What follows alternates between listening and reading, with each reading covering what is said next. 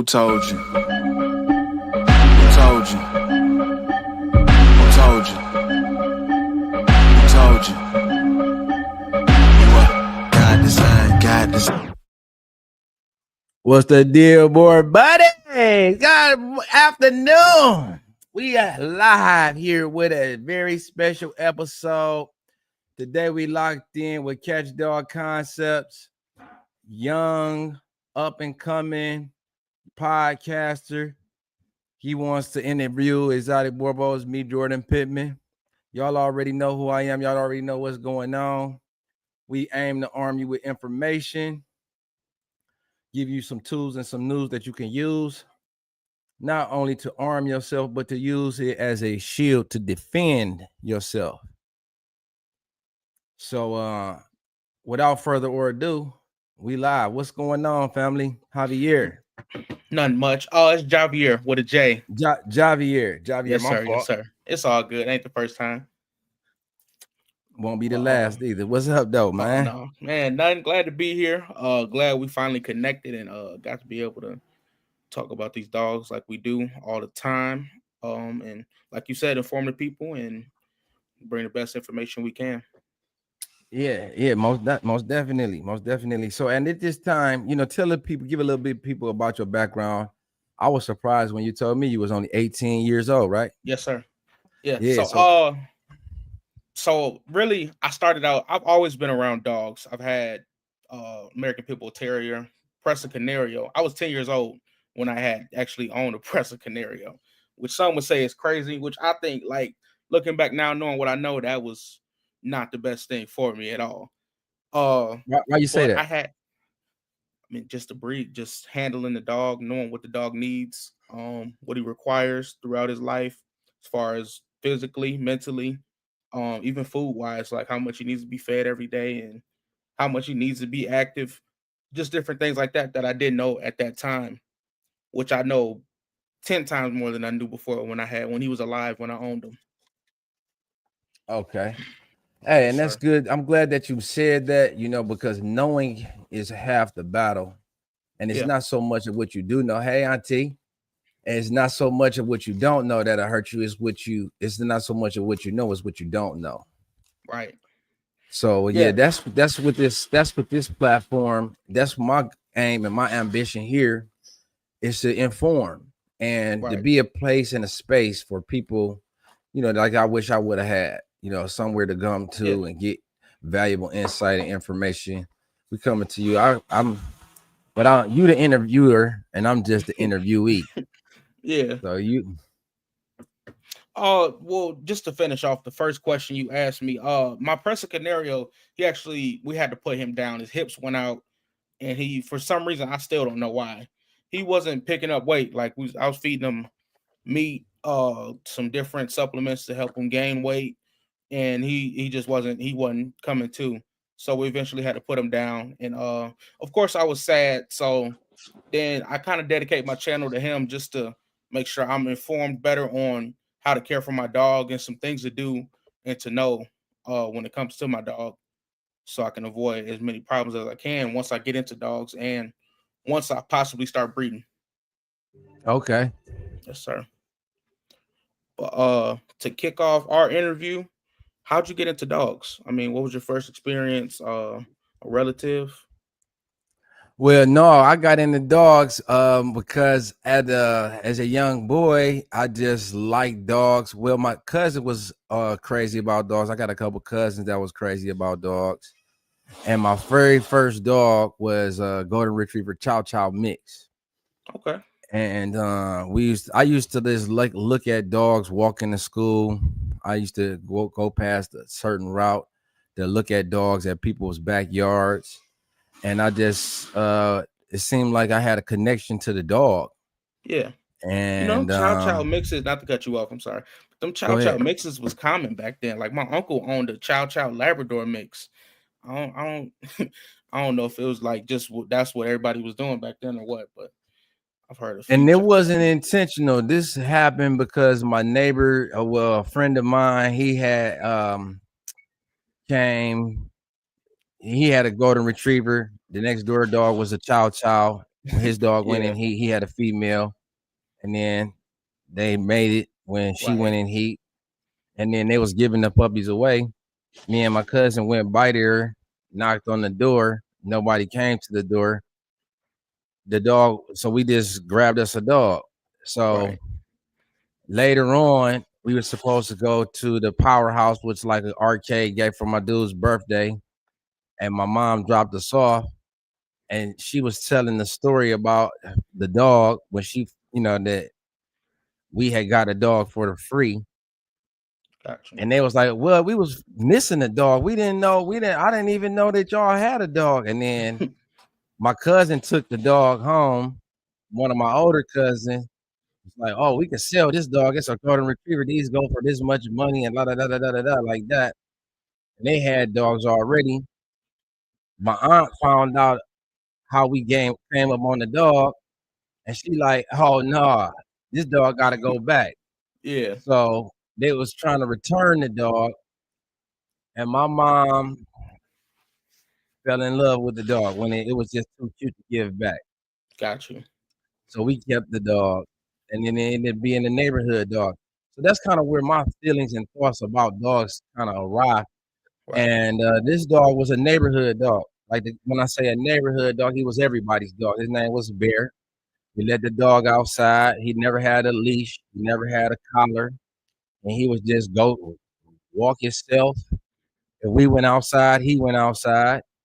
And this was back in the days when kids was always outside. It wasn't no internet. It wasn't no game. We would spend a lot of time outdoors. And so it was it was my companion. He was like my brother. What's going on, Doug? It's good, He was Doug. like my brother. And so with that being said, uh, the idea of what a dog means to me is a little bit different. He wasn't like no tough dog, no rough dog. He was kind of like a lassie Right. or like Petey from the Little Rascals. Gotcha. And that's kind of where my passion is at with the dogs. I'm hot. I ain't got no AC in here. Oh no, that's even worse. It don't sound Hold too on. good. Salute Duro Yeah. and salute Working Man's Masters. Shout What's out to up, y'all. everybody in the chat? You already know how we do. What's going on, y'all? Thank you for Yes, joining us. sir. Yeah, listen, we turning up on a Wednesday. It's dog time all the time around here. Day Absolutely. and night, night and day. We eat, drink, and sleep. Dogs dream. Dogs count puppies on the way. Love you, family. Yeah, well, this is what we do. So it's not. It's hey, we was a little bit late, but we always on time, right on time. For We sure. might be slow, but we for sure. We here talking dogs. Man, you be having them sayings on you. Uh let's talk about how you first heard about the Boerboel. What'd you first hear about them, and then talk about when you first got your first Boerboel. So my very first Boerboel, I got funny story because my dog was okay. So I got into remember I'm like crazy about dogs. I go and looking at dogs in the magazines every time I go to the pet store. That was like kind of one of the hangouts. I would go to the pet store, look at the fish, look at the gerbils, look at all of the animals, and they had the magazines. I always got the magazines, and that way, that's how I kind of became familiar with all of these different breeds. Um, the Boerboel ended up being on the cover in the Dog USA. Had a full page advertisement. Crawford Kennels, one of the first breeders here, had a Okay. outstanding specimen. So I'm looking at this dog, and by the time well, let me rewind it a little bit. My mom had told me I cannot have another dog. I was so thirsty to get another dog as a little boy because my dog, like I said, was neighborhood. He went everywhere. Every time my dog was in heat, he was there. And sometimes, other dogs showed up, and my dog, everybody knew my dog. They knew who I was. They knew about the dog as like the neighborhood dog. He got scuffed a couple times. He got beat up. Like Rottweilers would come around, all different kind of dogs would come around. He wasn't the biggest, toughest dog. Yeah. He wasn't, he's a golden retriever cha-cha, but he wasn't no punk either. So Right. he a scrap, but he took some L's. He took a lot of L's, in fact.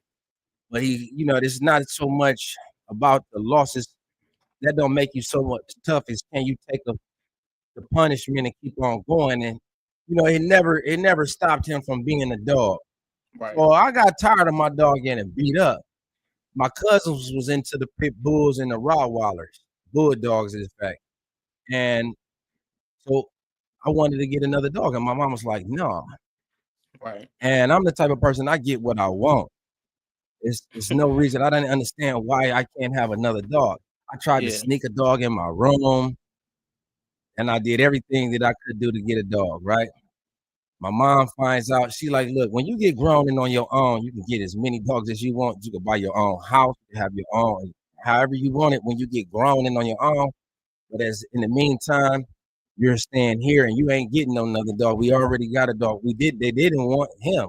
He was, you know what I'm saying? And Yeah. initially, so I was so thirsty to get a dog. I put one at my cousin's house. My cousin, one of my neighborhood cousins, we was just crazy. We was neighborhood boys, and Right. in our neighborhood it was like parks and stuff. A lot of like outdoor activities. We played basketball all day in the summer. We went swimming in the morning. Basketball, football, and baseball. That's what we did all day long. We didn't play the video games and stuff. Yeah. So the dog was out there with us, and my cousin was a lover, and we were so thirsty to get a dog. We just looked in the newspaper. At this time, they had the classified section in the newspaper that comes out every Sunday, and we looked at the dogs in the newspaper, and we would go visit kennels. You know what I'm saying? We would go look at all the different breeds. We would go visit kennels, and so our pit bull got stolen. Long story short, I put the pit bull Dang. at my cousin's house. I don't know if the dog really got stolen or not because my cousin wasn't. You know what I'm saying? He was waiting on me to do a lot of stuff with the dog, and my aunt was like, "Why are you waiting on Jordan?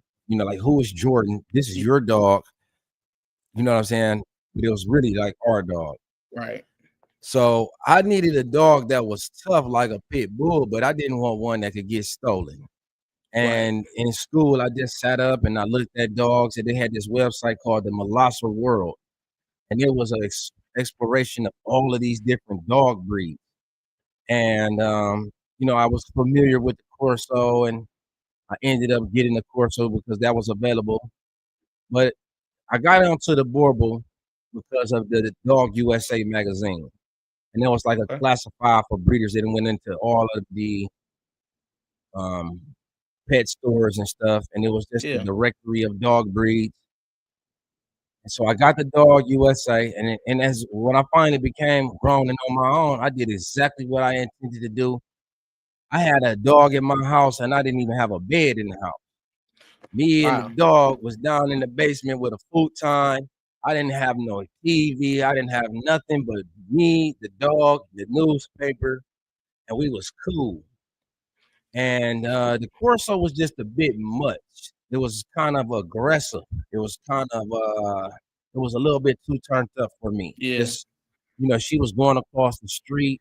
It was difficult. I had a tenant in the house, my first house that I bought, and the tenant couldn't even come in the house. Dang. And it was just too much. My brother also was a dog person, and he's looking at it as like marketability, and we had to choose between the Tosa and the Boerboel. We went with I let it up to him. My little brother decided this is more attractive. He liked the way that the Boerboel looked better than the Tosa. So we got the Boerboel instead. I started calling people around the USA. And it seemed as though they didn't want to sell us no dog though. They made it difficult. The price was crazy, ridiculous. And so I'm like, y'all got dogs, I'm gonna get one. You can't tell Right. me. And then with the main issue that I had was they were trying to tell me what I could and could not do with the dog, whether I could uh how I could train the dog, how I could breed the dog if I chose to breed the dog or not. Was that gonna be acceptable? Yeah. And That's crazy. so I just wasn't on that. You know what I'm saying? I Right. don't like nobody telling me what to do. especially like this is one of the big things with me is why. Why Yeah. can't I have a dog? Why can't I have what I want? Why you trying to control what I'm doing with the dog after I pay you for it? And then you are talking about all of this extra money for this dog. I just didn't feel that. I felt that they was presenting these obstacles because I was young. Maybe it was because of my dialect, the way that I sound when I talk. So I decided to go to South Africa and import my own dog the same way that they had done. And I made sure that I spell checked and crossed all the T's and dotted all my I's and used the proper punctuation and everything so that it wasn't about the language barrier. You know, I made it so, and I found a breeder that I thought was trustworthy. The man was an attorney in South Africa. I like the way that he had a ton of information. In fact, his website may still be up. Maybe we could share it with everybody. That'd be cool. And then you might even be able to still see my dog on there because this guy was really cool, man. Um, but no, I don't even see the website. I don't see the website anymore. But Okay. it had been up for many years, Yeah. and but no, it's no longer. It's no longer up. But yeah, so I got the dog from him, and when I also had a litter of Connie Corsos at the time, and my Boerboel was just in very impressive. The Corsos was strong, and they was raw, Yeah. and they was fierce. But the Boerboel was calm. He was laid back. But when I put down a chicken, I was feeding my dogs whole chickens and stuff, and he was tossing corsos left and right like a Tasmanian devil, like the cartoons. He was Yeah. slinging them dogs.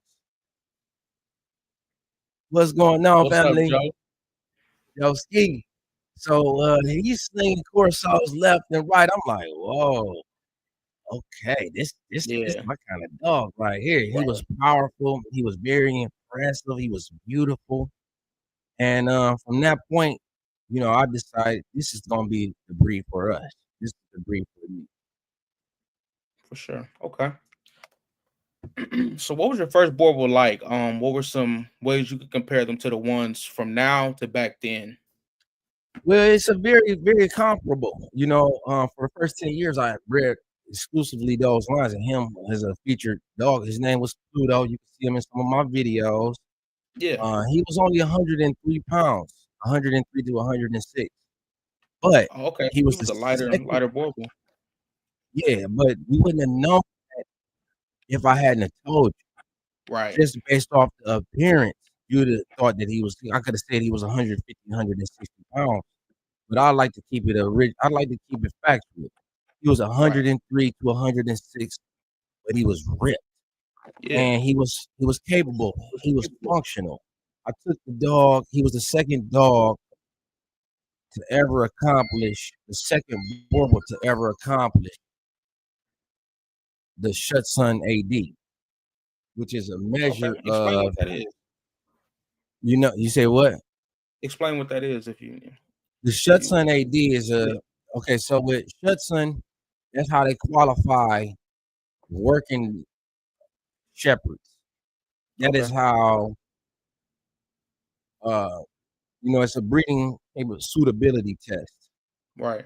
And so this dog, that was one of the degrees. You know, can the dog?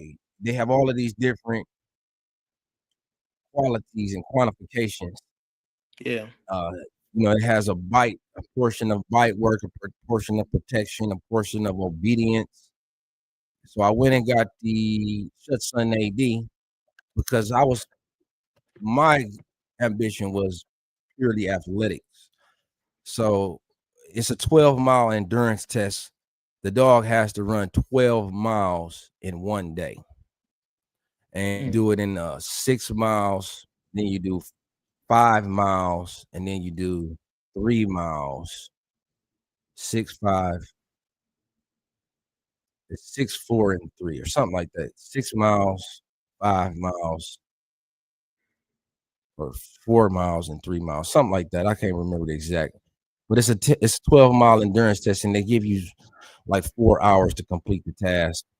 He was the Okay. second Boerboel in the history to ever accomplish that.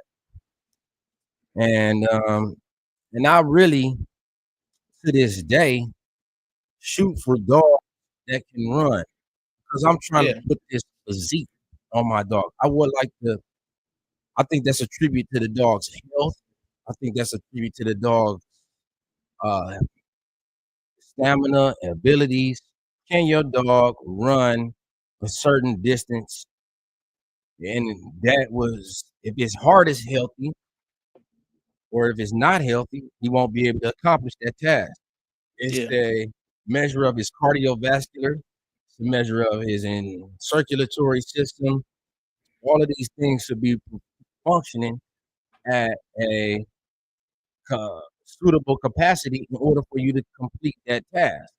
Right. So if you run 12 miles, that's able to you can be pretty confident in your dog's hip health, your dog's cardiovascular health, circulatory system. All of these things are functioning properly.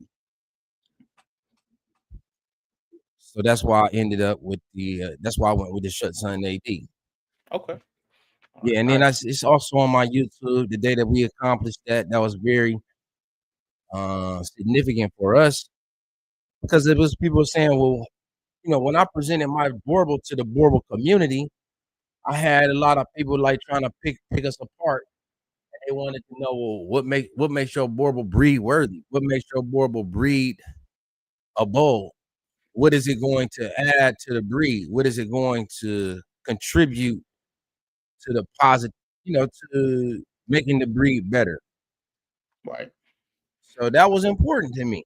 Can your Yeah. dog run? And I say that to this day. And then to these dogs that I have now, the evolution of my breed, I still like that's why I'm so high on the dog that we are using right now, Booby, is because of his balance and completeness. It's not because of his color. It's not because he mirrors the breed standard.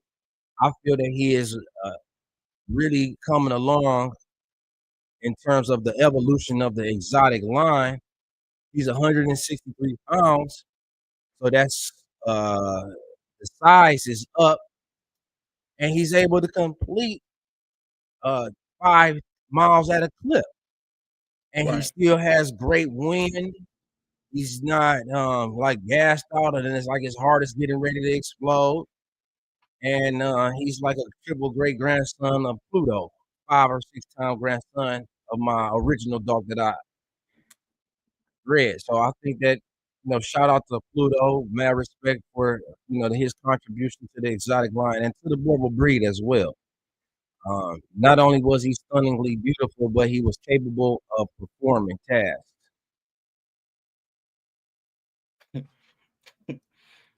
No, we're not old world kind of course. So what's up? Nope. We breeding to exceed the standard. Right. You got it. You kind of right. We exceeding the standard, not just merely meeting the standard. We're going beyond the standard. The standard is merely a guideline. It's just Right. a benchmark. And standards evolve, standards change over time. So that's part of what we do here is push the barrier, knocking down walls, knocking down doors. We're going to make the standard better. We're going to improve the standard. We're going to set a new standard. For sure. Oh, I was definitely gonna ask about that, but not at this time. But Go so ahead, we'll man. talk about it a little bit Bombs more. away. I'm For ready. I sure. stay ready. Don't have to get ready when you're ready already. Right. So what is your understanding of the history of the South African Boerboel? Hear some mixed things. Some people say, like I've heard land race breed. Then some say the settlers didn't even make it to the Africanus want to say island when they were coming to settle there. So what is your understanding of the history of the South African Boerboel? Okay, so the history of the breed is deeper than just what they mean to tell you, because a lot of what's happening um, the settlers, they traveled all over the world. Mhm. And if you're exploring, you're going into the unknown, you're gonna take your dog with you. Right. This is my dog, this is my ace, this is my boom coon. We're together, we're doing things, this is my partner, this is my best friend. So naturally, you arrive at an unknown territory, you bring your dog with you. So it's a combination of those dogs as well as the dogs that were already present. Right. Okay, because it's almost impossible to stop a dog from breeding, especially a cunning and a clever stray dog Oh yeah. or the dog from the village, Right. right? And they can smell that, pick up on that heat. And so you got a little bit of those dogs there. And it's not just one particular breed. Right. It's a combination of dogs. It's an evolution of dogs. And as the tasks changed, as the terrain changed, the climate changed, this dog became the ideal for their time.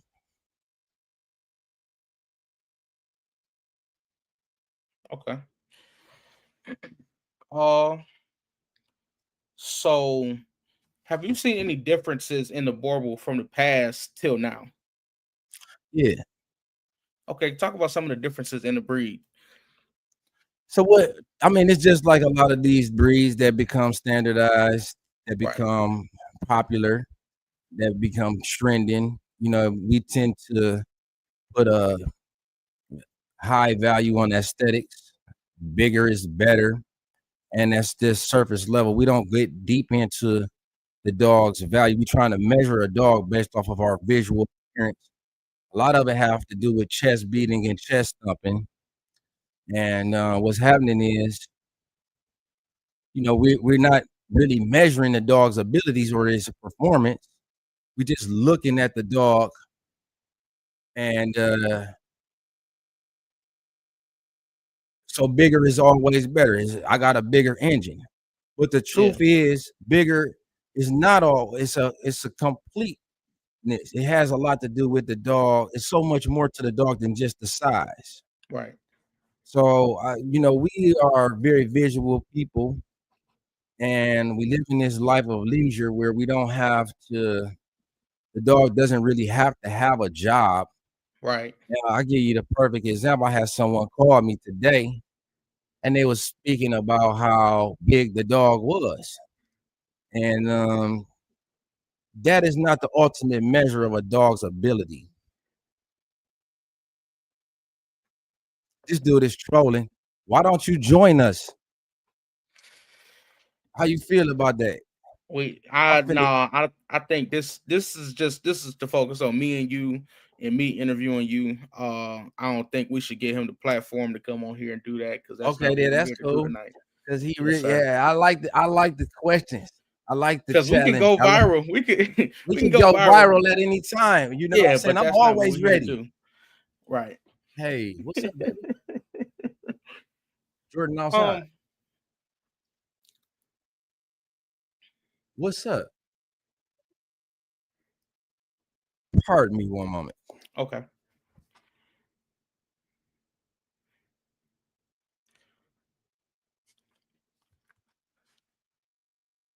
Yeah. I had a plan and a mission tonight for this interview, so we ain't gonna let nothing interrupt it. No bad vibes. Um. Yeah. I mean that's just it. We hear about the dogs, and I think some people might be here for different things. Uh, Hump Day. Hope y'all having a blessed and amazing week. Finish strong, and yeah.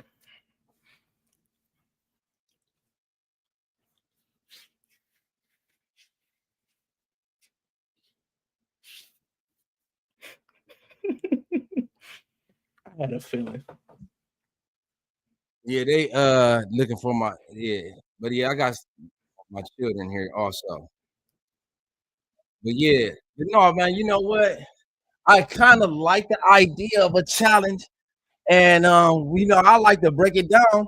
I'll give them what they look. I got all the answers to all of those questions, right? You're not gonna, and then I feel like it can challenge me and make me think. It's fine. You feel me? And we can get Yeah, an explanation for everybody to get a better understanding. Period. Point blank. yeah. It's like clout chasing. I think that's a big thing with it, because it's not about the dogs. I think it's just about personal agenda, and I don't think that's fair to nobody. Well, I like to give them an opportunity because look, this is the type of thing that people need to see. Who Okay, is the ones that are against us? Who right. are the ones that are who are the ones that are trying to poke holes in our game? Right? Who are the ones that are challenging us? And then you can go and examine their program and see what they're working with. And then you can kind of get a feel for why they mad at us. You understand? I want you to see and put their Right. program under a microscope because at the end of the day, people gonna like what they love what they like anyway, regardless. They're gonna have an idea to choose Yeah. for themselves. Right. Yeah, and it's like, okay, it's dude trolling. That's fine, dog. I say let them home and break them down and send them home. I he not in my comments no more. I banned him He out of ain't my in the comments. comments. Yeah, he was only commenting on your channel. Yeah, he wasn't It's commenting cool on though. yours. I like He it. might I pop back like up. it. I like it. Come on with it. You know what I'm saying? Go look at his channel and his dudes. They see this the thing. We're not trying to impress nobody. We Right. reflect to self. We looking at what can we contribute? How am I gonna reach my greatest potential? They went to Home Depot. They'll be right back. So that's what this is about for me. Yeah. What is my purpose in life? And how can I contribute to the betterment of society? How can we make the world a better place? Right. And part of it is with the dogs. They add so much value to people's life. They makes people feel so good, right? And this is a way for you to enhance the quality of your dog experience. Yeah. 100%. So we kind of was in that topic. Has your vision evolved from when you first started owning and breeding? If so, how has it evolved? And do you think breeders should always be trying to make their vision better, or working out kinks in it? Yeah, definitely. It's just like, okay, if you raise plants before and Hmm. you harvest a plant, you look at the process. How could I have improved? How could I have done this better? How could I yield more fruit? How could I make my fruit juicier? How could I make my fruit bigger? How can I make my fruit better, more nutritious, more nourishing? And you look at what you did and what you did wrong, what you did right, and you try to improve every generation. Every time you harvest, you want to like to make it better. Right. And it's the same thing with your puppies. So my goal for my platform is to share with the general public the things that I do. This is not the only way. This is the exotic way. This Right. is how I have arrived here. This is how I have stood the test of time when other people have given up and hung it up after 5 years or 4 years, and they say this is too much. Well, they didn't do their own homework. They didn't do their own research, right? And maybe Yeah. they wasn't looking at how did they have success at their last previous generation, or what went wrong this time. So that's where I'm at with it. You definitely are always looking to improve. I don't know it all. I Right. don't know everything. Only a fool is smart enough to think that he knows everything. So I'm always seeking knowledge and trying to learn from others. That's why I said bring them on. You can learn something from a fool. Right. right? So maybe he might have some points, some interesting. One of the things that we can't never do, I feel like me personally, um, is duck a challenge. We looking for opposing views. I welcome opposing views. It gives you something to think about, and I'm always 2 ears, 2 eyes, willing to listen and look and see for myself. Right. Maybe there is something there. Maybe he does have a valid point. Yeah, no, I do agree. You definitely can learn maybe one or two things from anybody. Somebody might be right on a point at some point. So you can't turn away anybody and everybody. Yeah, I and agree then with you that. also learn what not to do. Yeah, yeah. You can Like, learn look those at how he mistakes. feeling now. You see the way that he's conducting himself, right? Yeah, Look at the way that he handles himself. Let's not make the same mistake. right. It's unprofessional. It's definitely a better way to go about things. Yeah. So what did you do with your dogs in the beginning? Like when you first had them and you were first, you talked about it a little bit. Maybe some different things you did besides the shits and work. What were some things you did to examine and determine where your dogs were at physically and mentally? And how's that changed Hold from on. now?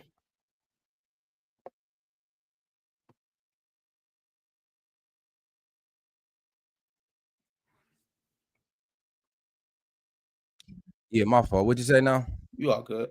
Um, so what did you do with your dogs in the beginning to understand and examine how they performed mentally and physically? You talked about shits a little bit. What were some other things, maybe even just some small things that may have been effective? And how Well, has that changed from now? it still goes back to my original draw and attract what attracted me to dogs in general. I like the fact that the dog could be your best friend is very therapeutic. It's a companion that you can trust. They don't switch up, they don't change. They're reliable. It's something that you you can depend on your dog. Uh, so going back to that, I haven't changed up much. This a lot of what I do is taking me back to childhood. Is what that's what I love to do. I take a dog on the wood in the woods, run the dog, work the dog out, try to make the dog reach his greatest potential, and that's part of a reflection of who I am. The dog represents me, and I'm trying to be the best that I can be. So I invest in my dog. I invest in myself. The same things that I've been doing from the beginning, looking at labels, and then once I find something that works for me, I stick to that, right? Until I find something better or that may work better. But I don't really like to vary the program. I Right. like to do what I know that works. And I'm really a simplistic person. What do they call a simplest? A Yeah, I simpleton? think so. Yeah, Simplest, I'm a simplest, a minimalist. minimalist. Yeah, I think that's a better way to put it. Dog, Yeah. you had me scared to death. What, you got the babies? Man, I didn't know they came here looking for the kids. And I'm like, he outside. And then I look outside, you gone. I look at my phone. Oh, my fault. Let me finish this up. You all good. Yeah. But yeah, man, I'm a minimalist. I live a very simple life. All I want to do is take care of my family, take care of my responsibilities, take care of my people.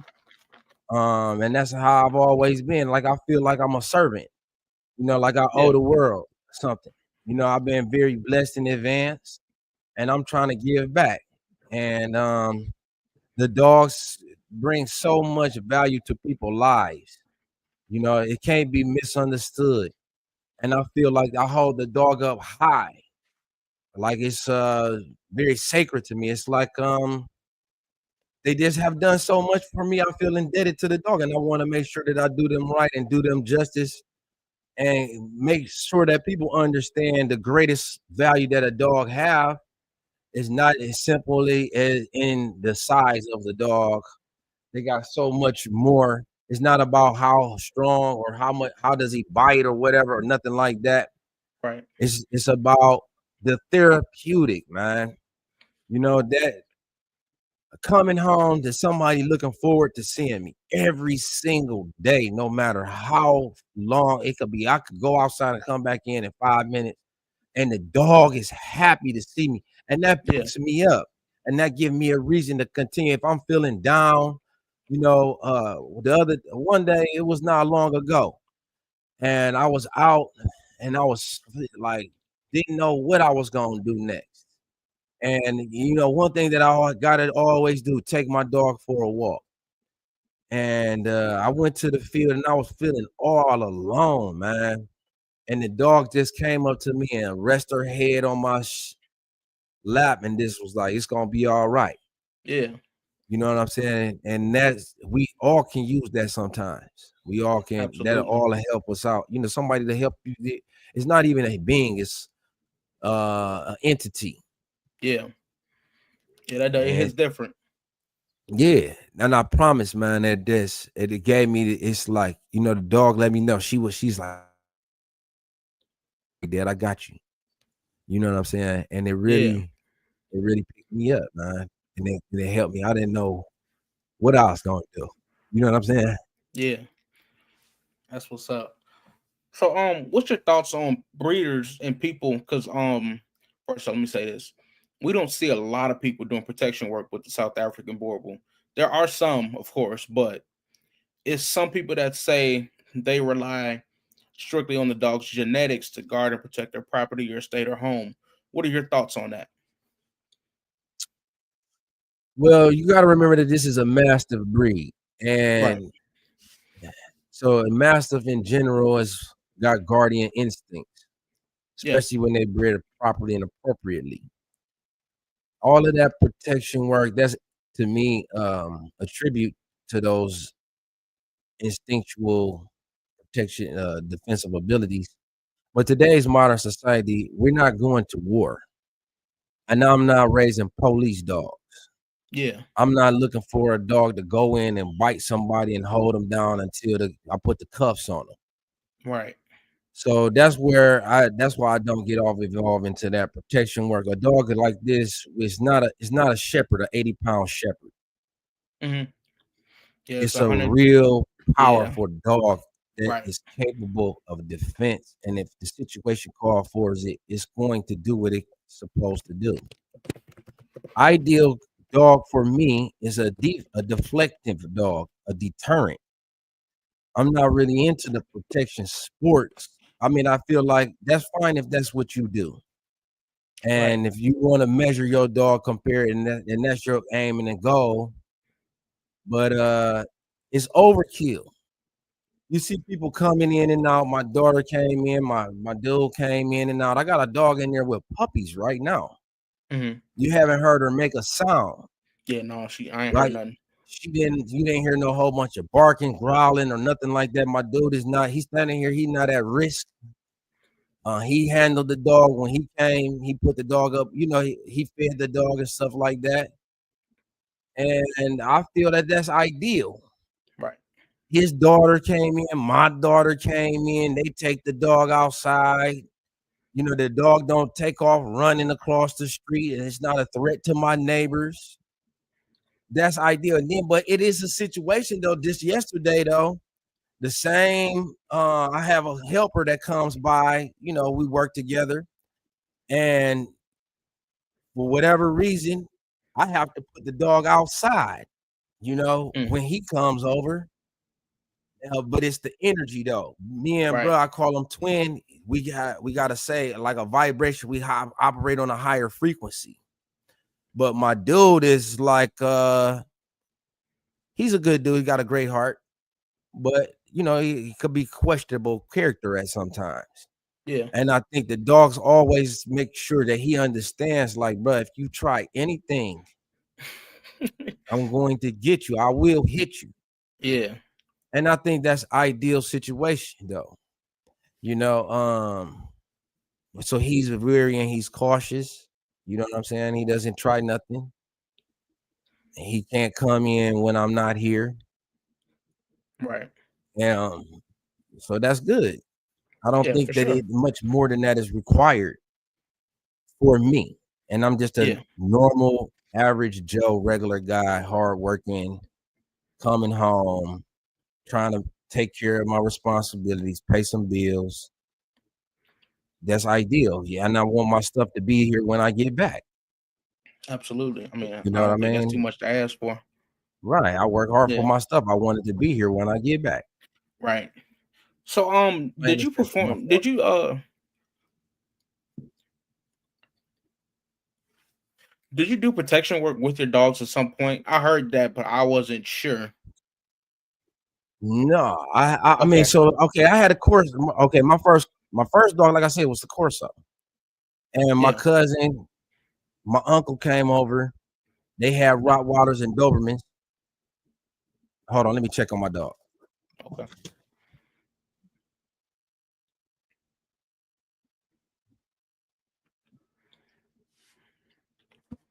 Um, just a little slight promo. If you haven't subscribed to Long Way Media, that is my second podcast now. This is more business oriented, entrepreneurship oriented. Just learning different things. Subscribe. Appreciate it, y'all.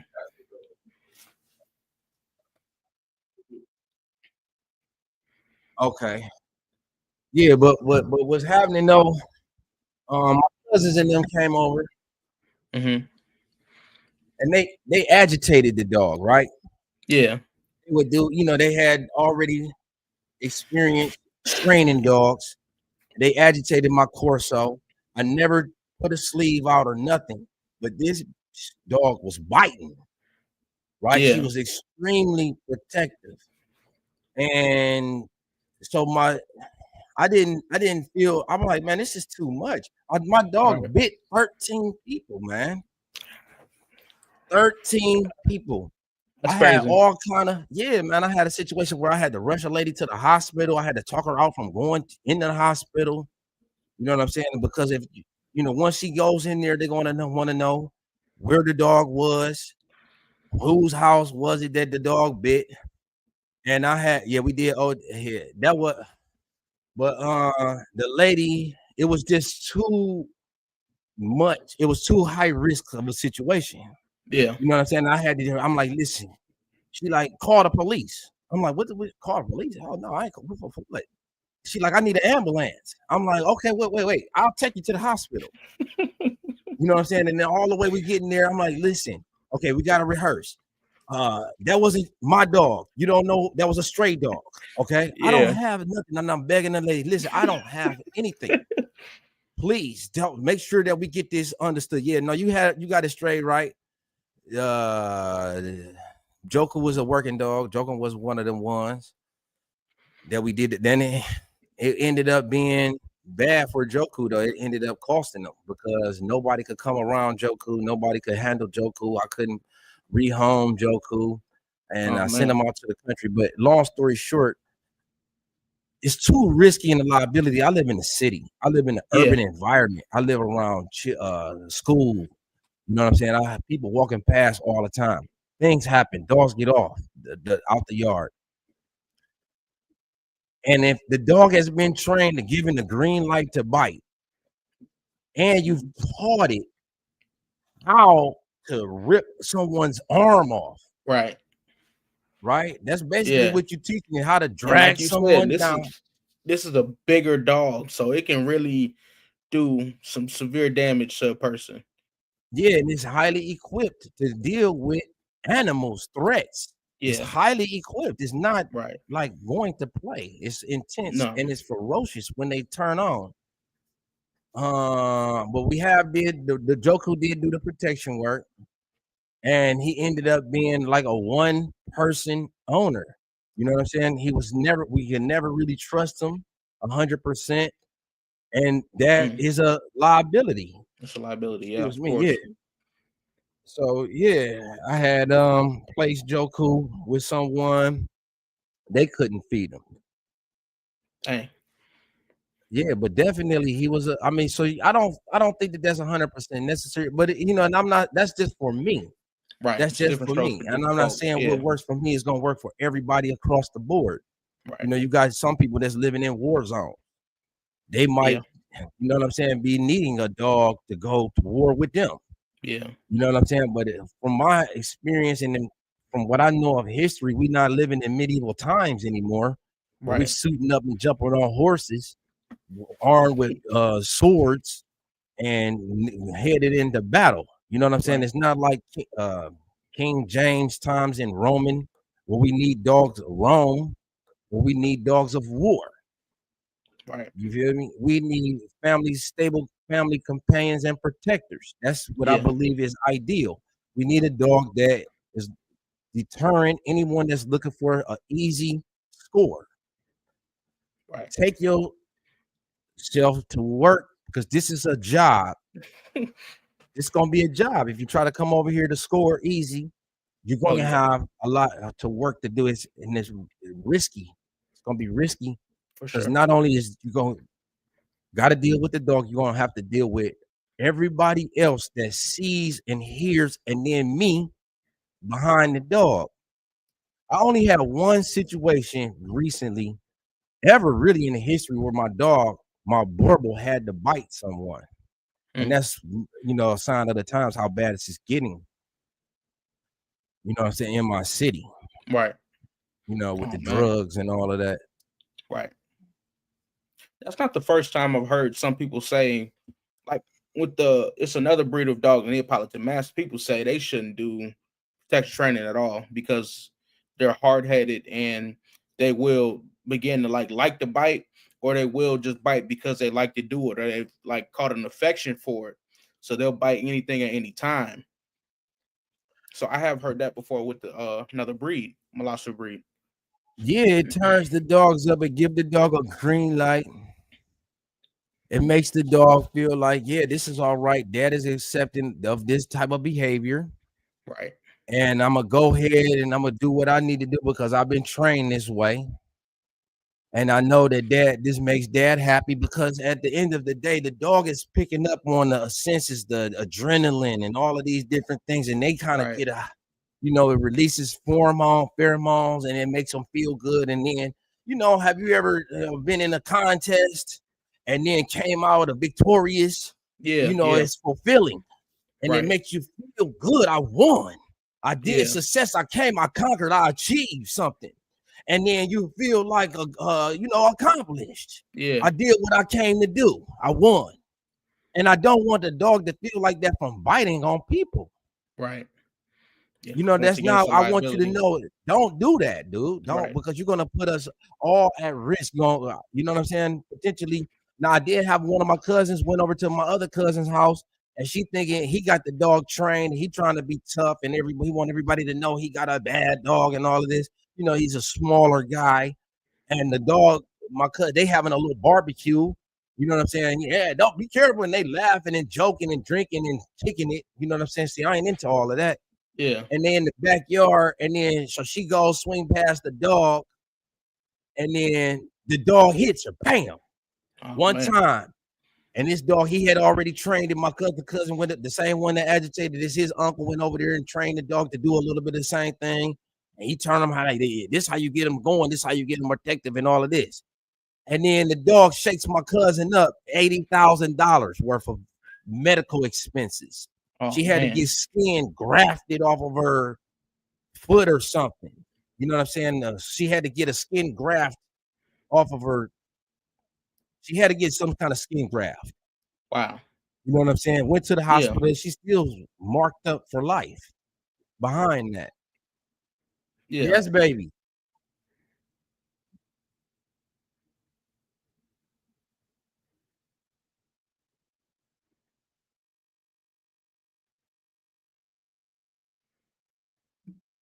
Hello?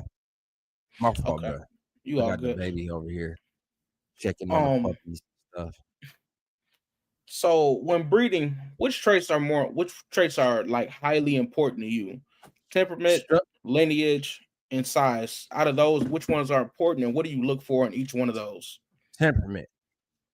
So I will Okay. give you the perfect example. I mean, the dog is all gonna be a substantial size. Right. I'm looking for a certain structure, a nice build. Yeah. Most important important is temperament, though. Remember, I'm looking for a dog like Lassie. I'm Yeah. looking for the best friend. Historically, dog has always been man's best friend. So my pick of the litter from the last litter was this dog that had great confidence, great intelligence. It wasn't because she was the biggest chest, the most muscular dog, but I feel like I Mhm. want this. This is what I need to continue. This is what I would like. This she was the most personable type of a dog. So Right. temperament is number one because you need a stable dog when it's going to be 120 to 180 pounds and it's going to be powerful. Yeah. It could be a weapon. Right. You need to be able to tell that dog to stop, no, come back, don't go no further, don't take another step. So Okay. temperament. Temperament is the most important. So Yeah, it's companion. It's a companion first. right. So when you lineage, what do you look for in that? I mean, I know at some point you ran into the black and tan, correct? In one of your lines of dogs? Yeah, and that was surprising. And I was talking about that with my young boys that came over today. They was we was just in the backyard kicking it with the dogs and stuff. And he was Hmm. saying how, man, you got the black and tans, you got the black and tans. And he had seen where people were saying, oh, you mixed in Rottweiler or whatever. Well, if it wasn't the goal, it was a by chance. Right. You know what I'm saying? And this never happened to us before. We haven't been able to do it again. We're not chasing the color. Right. But if we did, how come we not producing black and tans in every litter now? Right. You see what I'm saying? It was a by Yeah. chance. And it's not something that I was really I'm always like this. Okay, let's look and let's thoroughly examine the dog as it continues to grow. Does it fit into our ideals? And so I was trying to sell all the dogs. I'm like, look, let's just get them gone.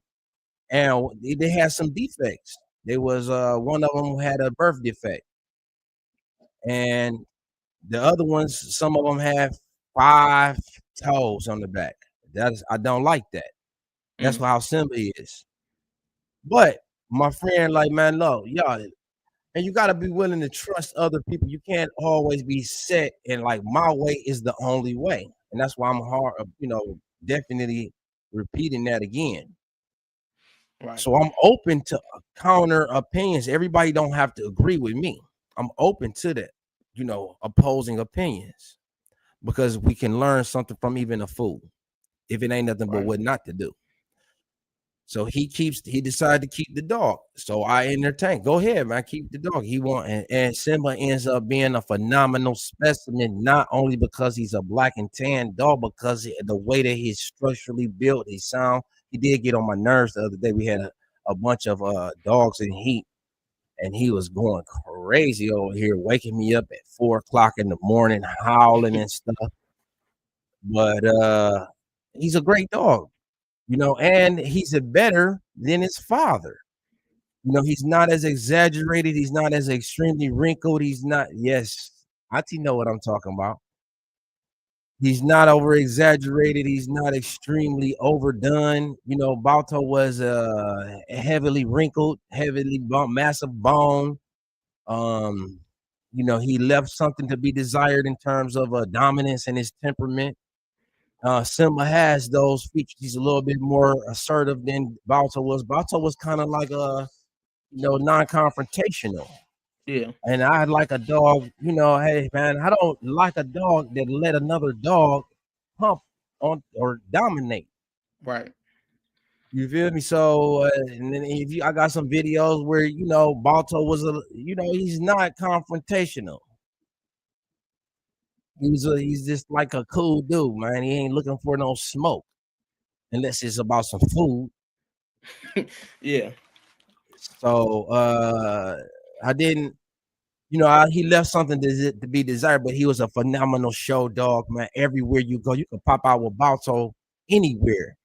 the gas station, walking down the street. It's gonna turn into a dog show, bro. People gonna be stopping. What is that, bro? Yeah. Pulling over. I'm talking about everywhere we went. No, that was special. I couldn't, y'all can't take that away from them. But the black and tan, we end up with some black and tans, from this one combination that we were producing. We haven't been able to recreate it, but it's secondary to the totality of the dog. It's not a primary. We're not chasing the colors here. We're Right. chasing the ultimate companion. We're trying to go down in history. We want a dog that represent a legacy, a legend. I respect that. So do you perform health testing? If so, why not? Yeah, I have done some health testing, and it's Okay. not it's cool if there's some questions. But Right. first and foremost, is performance, Yeah. right? So I'm evaluating my dogs based off of their ability to perform tasks. Right. And most of the time that falls right in line with the health test. Yeah. So yes, it's a measuring tool. Right. You know, if there's an issue, I'm not breeding the dog, Right. right? Yeah. I mean, that's common sense. Right. But see, Yeah. I think that people want to justify their breedings for dogs that may be inferior, and they will say, "Well, yeah, he's got it all cleared on the health test." But see, the thing where health testing is could be illusion, is in the fact that they give you the idea that you can produce a perfect dog, Yeah. right? And then you'll say, "Well, he's health tested 100% clear. She's health tested 100% clear." But that's not where health problems arise. It becomes from breeding dogs with deleterious genes. And then those Like co. genes become expressed. So you could take two healthy dogs and they could still produce dogs with flaws. I'm gonna give you the perfect example was with the dog that was visiting for some time. Um, Black Iron Optimus Prime. And Black Iron, if you're not familiar with the program, that's one of their claims to fame: 100% health tested, 100% mom health tested, 100% dad health tested. But that dog had a wry mouth. He had a cherry eye. Mm. The tongue was always sticking out. He wasn't hardy. He wasn't like extremely powerful like the other dogs. He has a weak temperament. If you ever noticed in the videos, he was always trying to act like he was super tough. He Oh was man. challenging. He was challenging um, Tigger. He was challenging Afeni. And it wasn't even necessary. It's like, hey man, we just all trying to eat.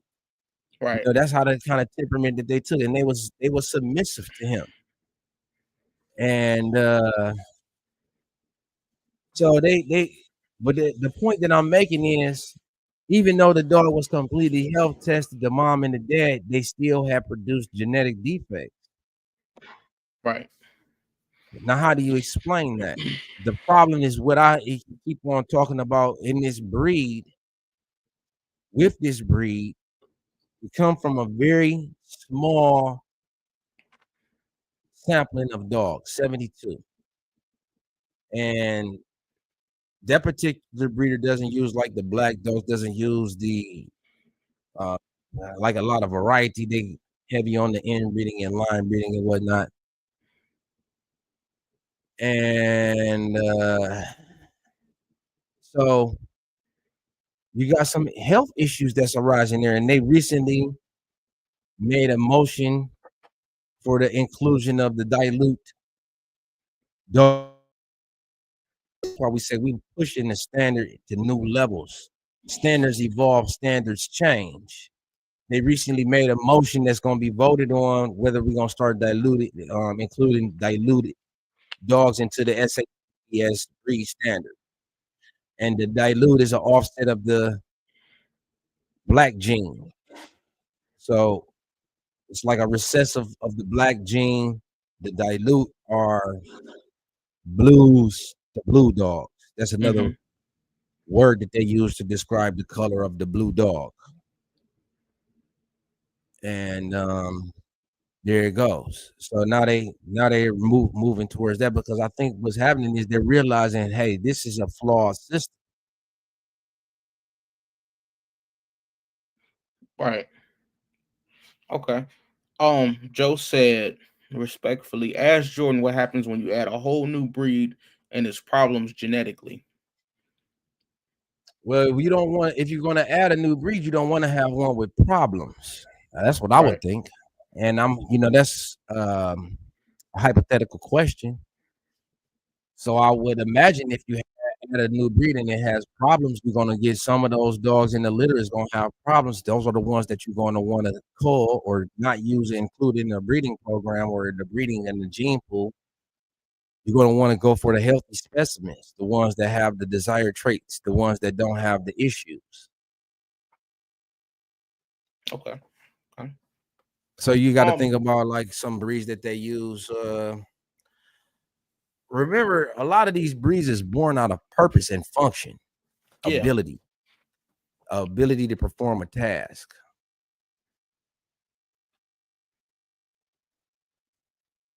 right? Yeah. Yeah. So if we gotta go, we need a dog that can hunt. We're Mm-hmm. looking for coon hunters. We might want to increase the wing capacity. So we add something a little thinner or whatever. Just think about some of these experimented dogs that is newly created, Right. like the dogo.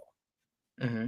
They take the dogo. They was trying to breed something very specific. The dogs that didn't fit into that mold, that was the ideal boar hunter. They had to be able to go into breed, hunt as a pack. They couldn't have dog on dog aggression. They had to Yeah. have some scenting ability. They had to have um some stamina. So in creating the ultimate boar hunting dog, Mm-hmm. they eliminated the dogs that did not fit and they kept the dogs that did. He said, I understand that, but when it comes to the mind of the dog, they consider the temperature. Okay, yeah. So then, wait a minute. Yeah, it definitely is about. It's a lot of stuff is going on about money. I like to focus on my own program, though. I like to focus on my exotic family and what we trying to do. Like I For sure. really try to like laser focus on that. We got our own goals and ambitions. It's not so much about what other people was doing, whether they doing it was right or wrong. I'm not here to judge anyone. If that Respect. works for you, then have at it. Right? If that's what's Right. happening and that's what's working for you, then keep doing it. This is what's working for us. We building a Right. family of dogs that represent the ultimate canine companion, the ultimate working dog, plain and period. Respect. The Yeah. most athletic mastiff. Mm-hmm. That's what we focusing on. We're not really worried about. I'm not here to judge nobody. We weren't register our dogs. This guy wants to know exotic family. We register with the AKC and the NKC. It's Okay. What's the simple. NKC?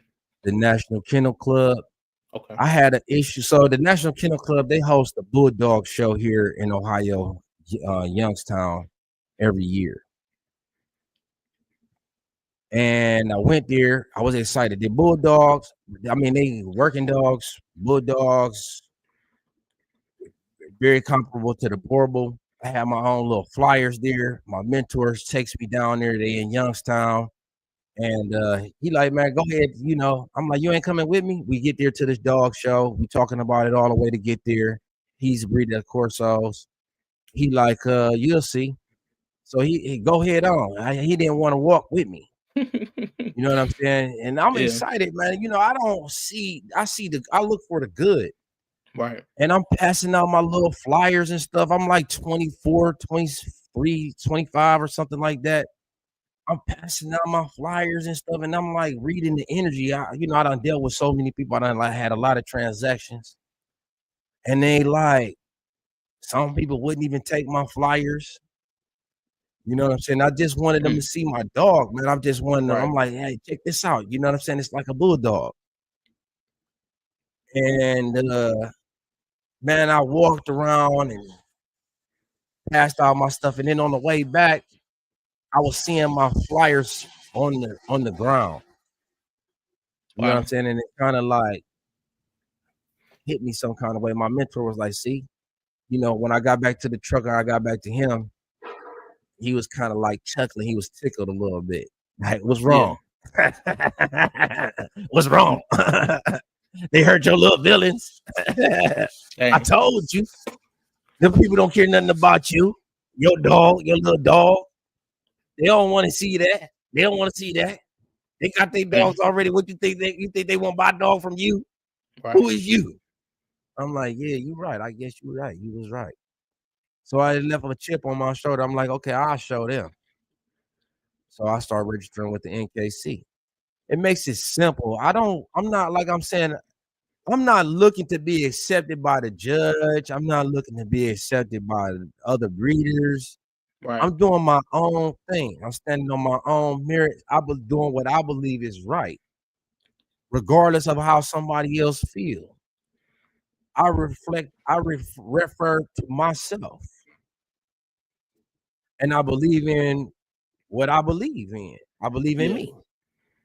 I'm the judge. Okay. Okay. Not to kind of go back, but just to inform. With the dilute the blue coat coloring, what are some issues that may occur with that color? I don't know, Oh, you to don't. be Okay. honest. We gonna see. You know what I'm saying? Yeah. Yeah, I'ma tell. That's the only way to find out. Okay. All right. I respect that. Um, I got a guy we talk about all the time, so it ain't nothing to it. Um, let me see. So let's talk about the black coat and the Boerboel. Some people say it's not you. That's a disrespect to call it a Boerboel. How was it introduced? Um, and why is there so much controversy behind it? Okay, so the black dog came about in like 2007 or 8. Okay. So remember, it was a group of breeders that came up and wrote their standard, right? Yeah. And they had their story of the dogs and the history of dogs. Well, it was another breeder, Pittsburgh Boerboels, Lucas Van Buren. He had his own history. And they said, well, no, we don't want black dogs. And he said, well, no, I do want black dogs. And they did have black dogs where I'm from, in part of Africa where I was at.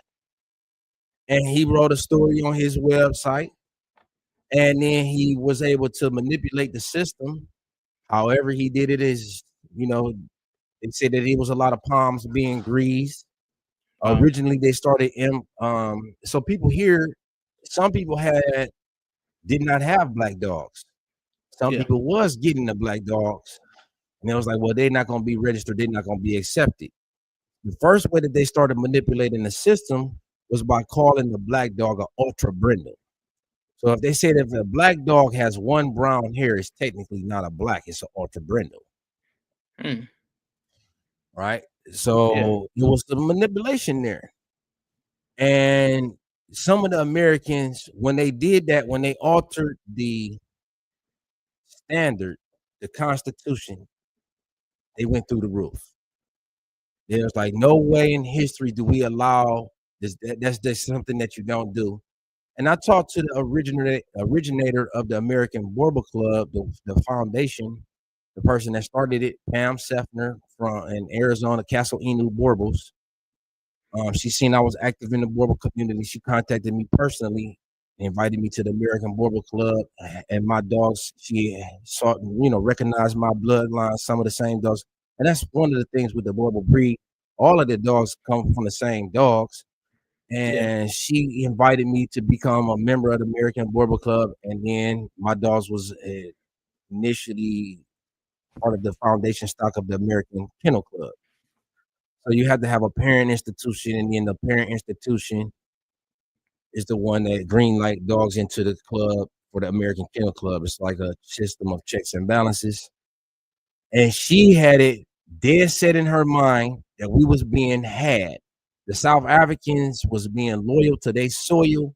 They were looking out for their own. They was creating a breed uh, for economical purposes for the export market, and it was a money grab. And it's a lot of politics. Who's right and who's wrong? What's real and what's fake? And it's politics. A good Yeah. dog is a good dog, right? Right. And that's my belief. I'm looking for the best, not just on the color. So, Right. that's how I go about it. The black Boerboels is being tested DNA 100%. You about to pull off? She got the baby. My lady can't got the baby.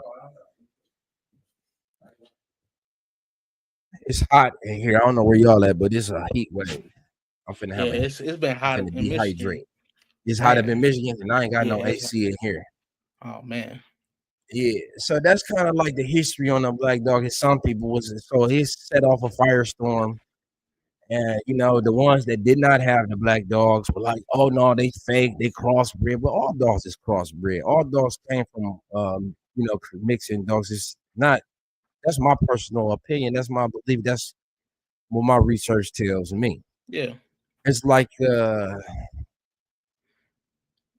had to turn the fan off for the microphone, family. But it's like a labradoodle. Okay, let's take the labradoodle for example. Mm-hmm. If I cross a Labrador and a poodle and create the labradoodle, and then I breed it for 5 generations, they say 5 generations makes a dog pure. Let's say I breed it for 15 generations. Your foundation is from a cross, a Labradoodle and a poodle. Yeah. How could that be a pure breed? Ever become pure? This is a man-made concept to establish value. If I cross a bulldog and a mastiff and create a bull mastiff, how could it ever become a purebred? It don't make sense to me Yeah. logically. Yeah. So these are the type of questions that I have. A lot of people have problems with that. But I question. That's how I am. I question everything that Question doesn't make everything. sense Yeah. until it makes sense. I ask questions until I have a better understanding. And Right. I'd encourage you to do so yourself. Do your own homework and do your research. For sure. Anybody could Oh, write a book. Anybody could create a Facebook page or post, or you know what I'm saying, a website. That doesn't make it true. yeah. So this man created his own narrative. Yeah, black dogs always existed in my area, in my town, and they was Boerboels. Yeah. Actually, I identify as a furry. I I identify as a Boerboel. All right, so take it how you want to. I'm Joe, I got a little bit of Mexican in me. Just right. got a little bit in me. Come on now. Yeah. So don't get it twisted. That means I love Yeah. all people. I'm a Oh yeah, dog for sure. and I'm loyal. 100%. So you entered a black Boerboel into the AKC ring, correct? It wasn't me, it was my partner. Okay, okay. I knew it had something to do with you somewhere. It was somewhere Yeah. next to you. So my Can you dude talk is about? like, okay, so here Yeah. goes the thing.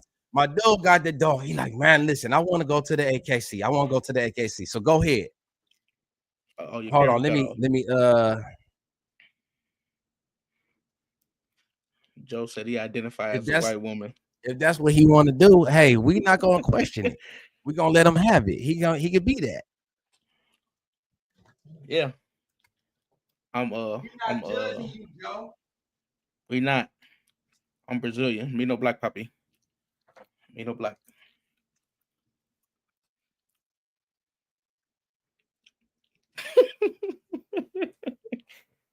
Oh man.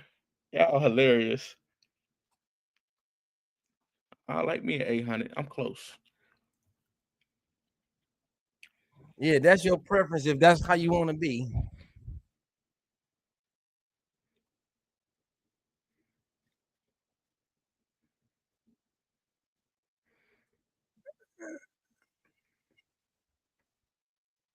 Hold on, man. Oh, he just switched up the angle on us. Brother, get you an ice cream cone or something. Get you. Hold on.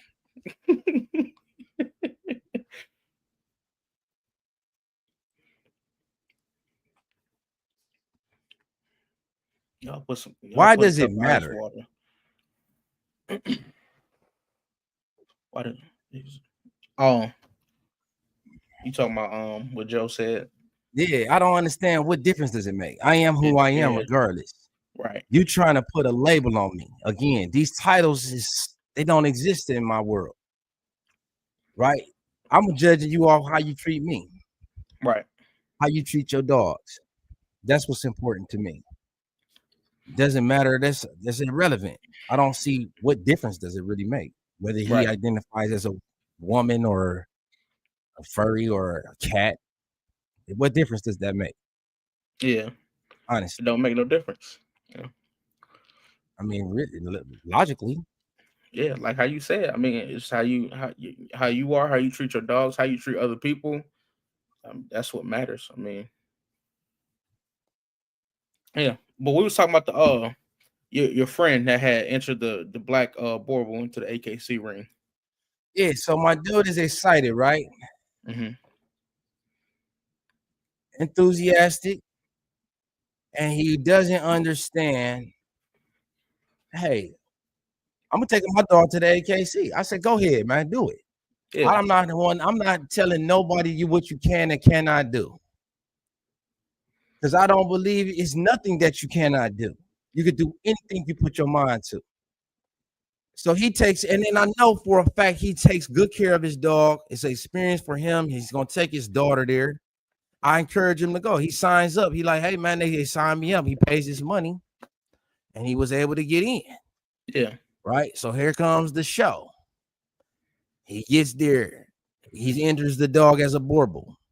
And they ask, well, wait, is it what color is it? He doesn't tell them that it's ultra brindle or nothing like that. He tells them it's a black. Oh, he said, well, look, the standard, the first judge knows we don't accept black Boerboels, but you get 2 disqualifications before you cannot participate any longer. It's a Okay. 3-day event. He paid to go all 3 days. He comes back Right. the next day, and the judge awards him ribbons. Wow. Now, who didn't know the standard? Who wrote the standard? Who's supposed to be the expert at the breed standard? The judge. The judge. They take the ribbons. He takes the award home. He's just got his daughter there with him. They're excited. I don't understand why people have a problem with that. I don't understand what's the issue there. Who is that? So we come home. He like, bro, I did it. I got it. We got some ribbons. They gave Booby the ribbons, best of the breed. You know what I'm saying? So Mm-hmm. I'm like, bro, that's what's up. I'm like, so he doesn't go back the next day, no, because he already got the ribbons. Right. So he won. Right. And that's all he was. And at the end of the day, he gave out his telephone number to a bunch of people. A lot of type of similar minds, that people that love dogs, that's familiar with dogs, that know a good dog when they see one, they can appreciate a good dog, is going to be there at the dog show. And he came to rub shoulders with those type of people. I don't see the problem in that. And the fact that he took home ribbons, the judge saw the dog had enough composure and a ring presence to be awarded ribbons. What's the problem? They don't. They don't. The first black Boerboel to ever do it. No, he did not register. He registered as a black dog. They didn't ask the color.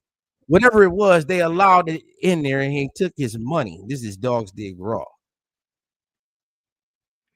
He registered the dog. They didn't ask the color. They asked the breed. They accepted it, and he won. Mm-hmm. So Yeah. that's, you can't change that. Now they try to say, "Oh, well, the judge made an error." The judge made an error, Yeah, I read the article. It said the judge made an error. Yeah. right? So what? They gonna reprimand the judge. They didn't ask the color; they asked the breed. So there you have it. That's the story. All right. First black Boerboel ever in the history of all Boerboels. The first black Boerboel, exotics booby. And we celebrated, we represented, man. And I'm proud of my bro for doing that.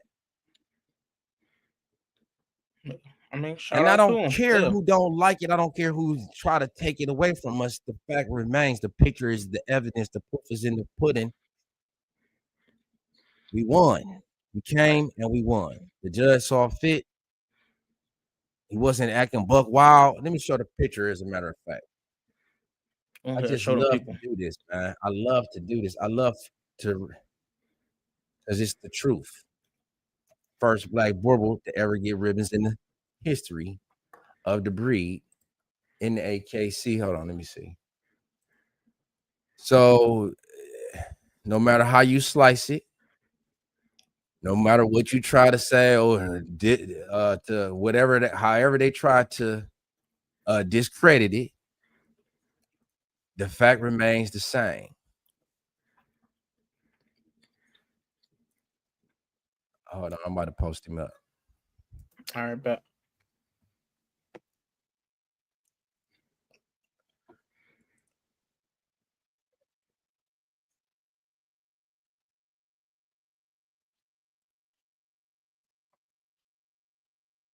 There you go. Come on, man. Stop. They need to Okay. stop hating on my bro, man. They need to stop hating, because that all that does is fuel us. We take all of that hate and it lets us, inspires us. We see all y'all in the comments with the negativity, and we see the love too.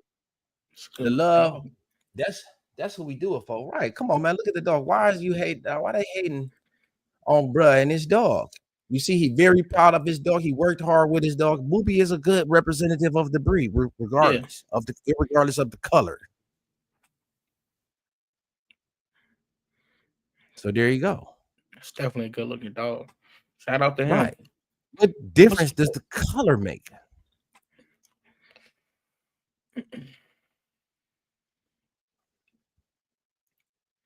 Let me ask you this though. When it comes to the black coat, are there any issues you face? Because I know you own a few black coated dogs. Are there any issues you have faced with these dogs? What's she doing over there? I said, what, bruh? Is there any issues you have faced with the black coated dogs? I know you own a few. I mean, heat tolerance, anything of that No, sort. Okay. not at all. What's she doing? Oh no, she cool. The dog went outside. Lock her up out in the van. Lock her up, yeah, to the leash that's in the van. So you say what, no bro? No, problem. I haven't faced no issues with the black dogs. That's different. No, nothing. Okay. I don't see. Yeah, that's surprising to me. I would think like because the black coat, I mean, black attracts the sun. I would think that it was like like the dog would get hot quicker than another dog would, or overheat. No, see that's all It's propaganda. no, man. That's me. I can't speak for other people. Right. Yeah, I got you. I get you.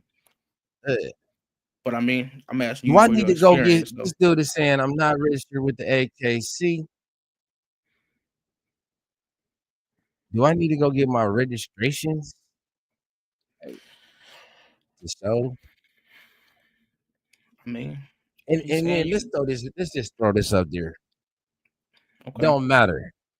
The dog has got ribbons at the AKC. I should zoom in on it a little bit.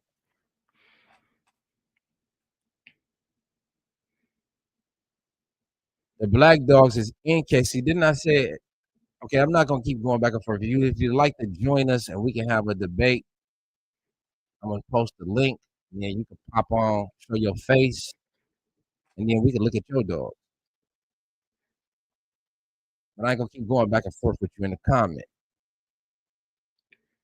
Mm, But go ahead, bro. On to the next question. okay. Um.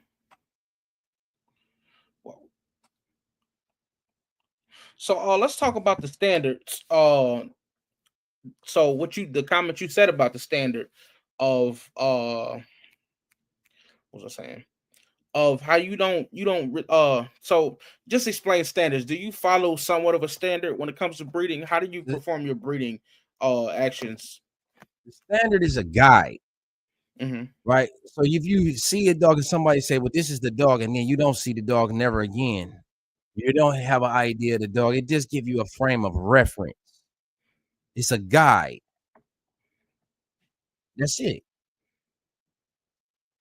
It doesn't make or break your dog. It's someone else's opinion. So yeah, I follow the standard. It's what defines our breed, Right. but it doesn't make your dog. Look at. Hold on. Pardon me for a second. Okay, go ahead. Go ahead.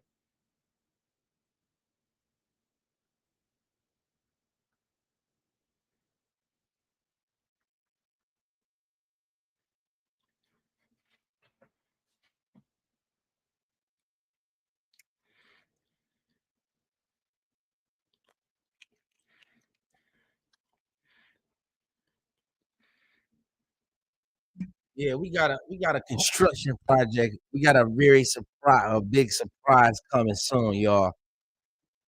So we converting our party house to a dog house, and Mm, yeah, so we setting up, okay. taking the pool table down, and it's gonna be very interesting. That's going on right now Sound cool. as we speak. Always working, and I cut this short to be there for you, young blood, because you reached out to me and you had some genuine questions, and I felt that I could help you. For sure. To, as a older person in the Boerboel, I feel like I have a responsibility to the young up and coming. And I just think about if I was you, I would hope that somebody would have looked at, would have considered my request. Yeah, That's why I came through for you, put my man. I life on appreciate it, pause, give you a little bit of my time. So you don't owe me a dime. I'm man. looking Thank you. for you though to pass it on. For sure. For sure.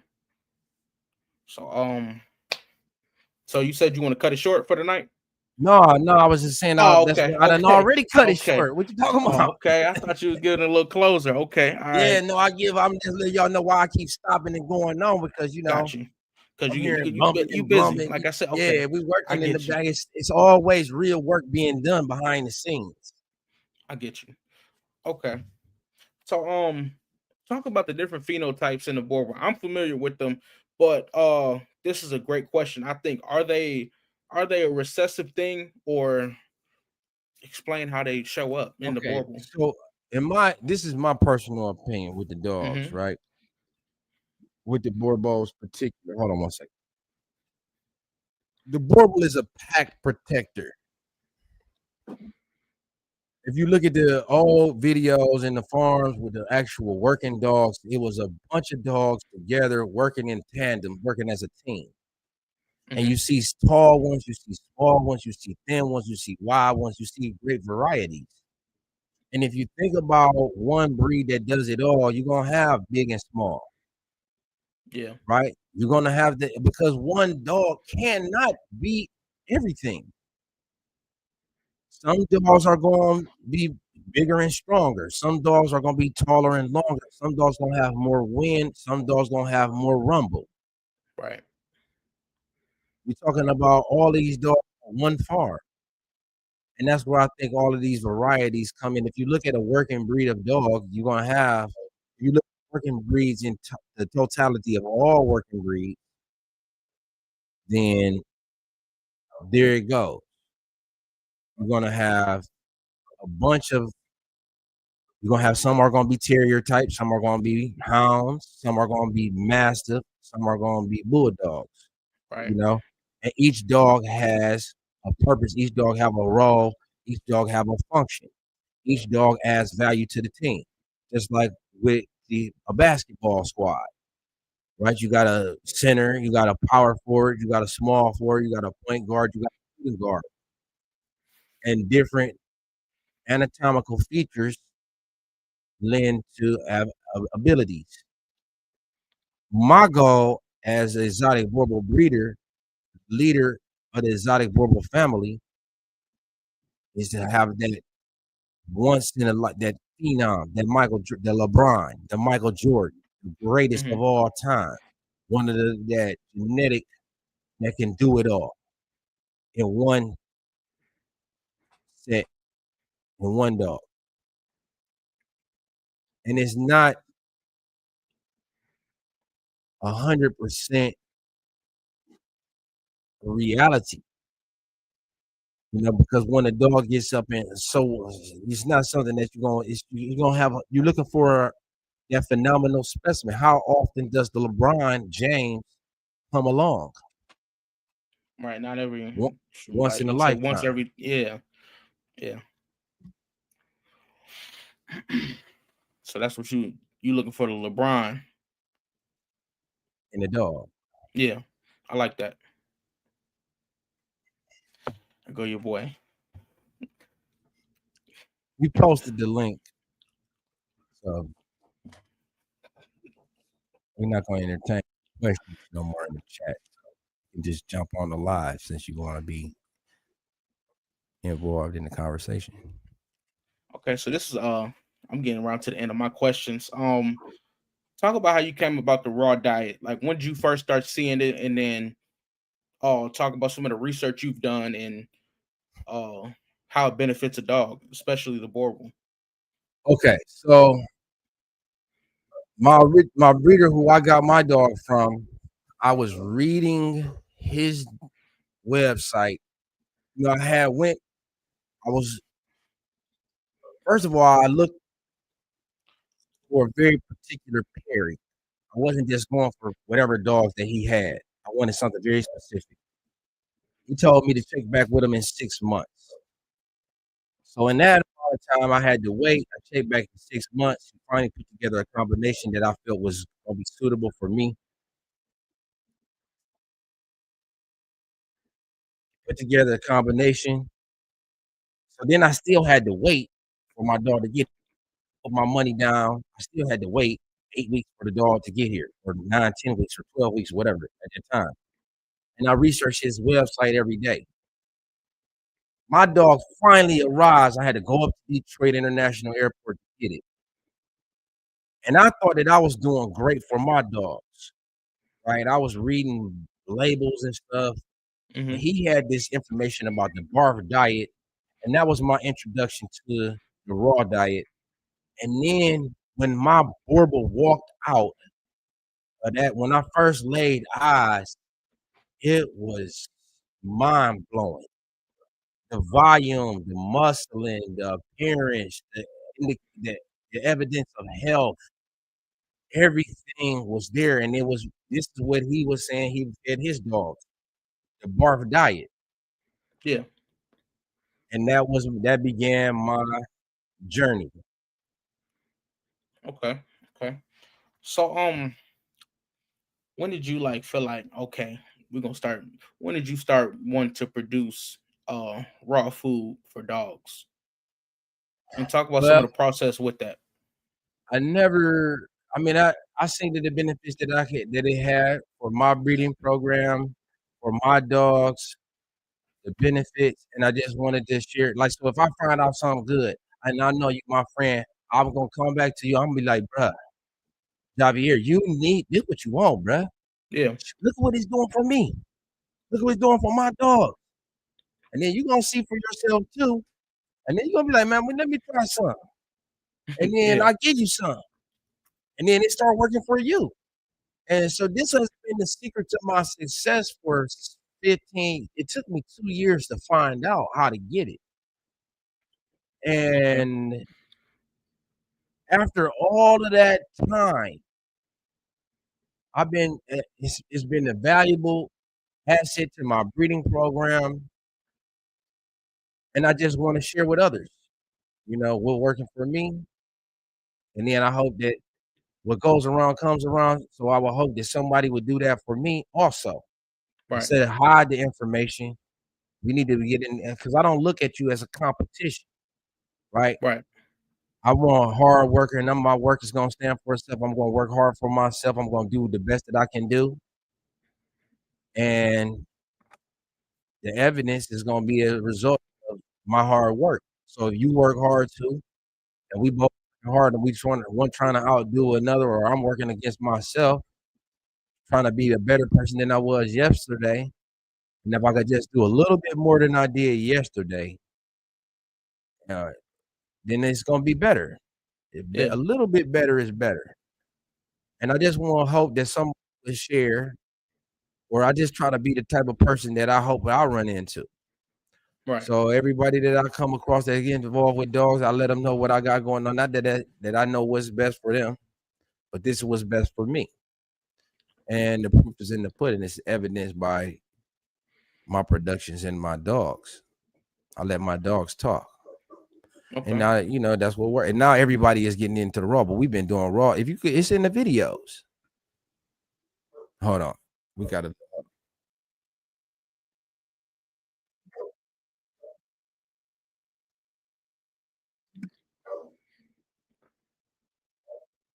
The sun done set, and I put the mama dog outside, and we got construction going in there, so she's a little Got concerned. you. I don't like all that barking though. I feel you on that. Um, so talk about some benefits that you've seen for your dogs with the raw diet. They eat less, they shed less, they poop less, more health, more mass, the better absorption of the nutrition and the nutrients. Okay. Those are the biggest benefits. The Yeah. the stool, really.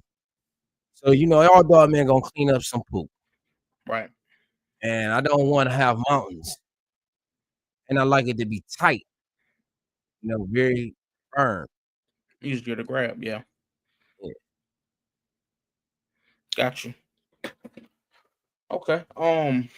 Shoot, that's all the questions I got for you. I appreciate you for your time. Actually, one more question. What's some game you could give me? It could be about just being online, about getting into the Boerboel breed, anything like that. Best thing I could tell you, young blood, is to do your own research. Mm-hmm. Talk to a lot of people, gather a lot of input from others. But at the end of the day, use it as trust yourself. Right. You know what I mean? Trust yourself and try to seek knowledge, as much information. You can even learn from other groups, right? Mm-hmm. You can learn from other breeds, and For to sure. this be consumed with dogs. If this is your passion and you truly aim to be the best that you can be, don't take nothing for granted. Keep your ears and eyes open.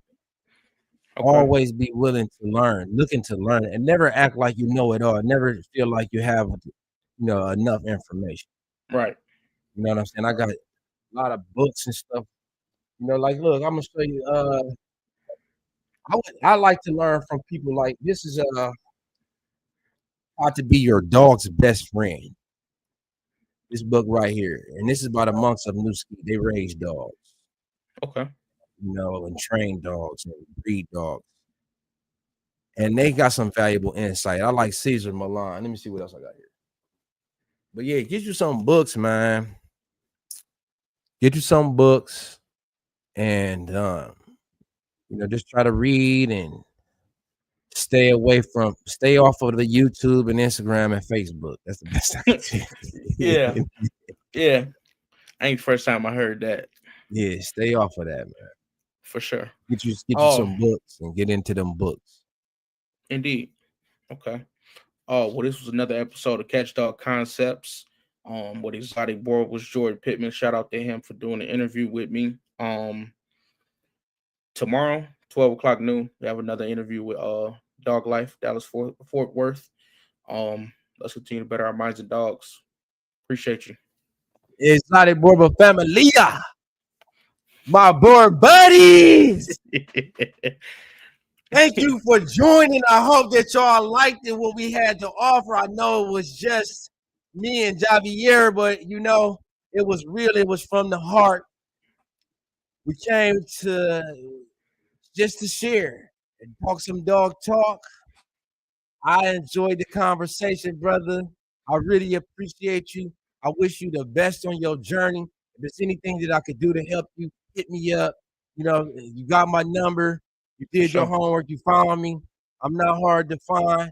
If there's anything I could do to help you, let me know, bro. I'm here for you. I wish you great success on your journey, you know, and that's all I can say, bro. Until we meet again, I hope to meet you in the flesh one day if you're ever in the neighborhood. We in East Cleveland. Hey, pull up on me. Hit me up if you ever come to my city, bro. I'm going to be around. Okay? Bet. All right, much love, bro. For sure. Thank you. Wish you much peace, all right? No rush, go on, move dumb. Back and forth, push and shove. Make your peace and love turn to peace and gloves. Now you got a deal run up. No rush, go on, move dumb. Back and forth, push and shove. Make your peace and love turn to peace and now you got a deal run up. Whole gang, whole man, old school, young jam.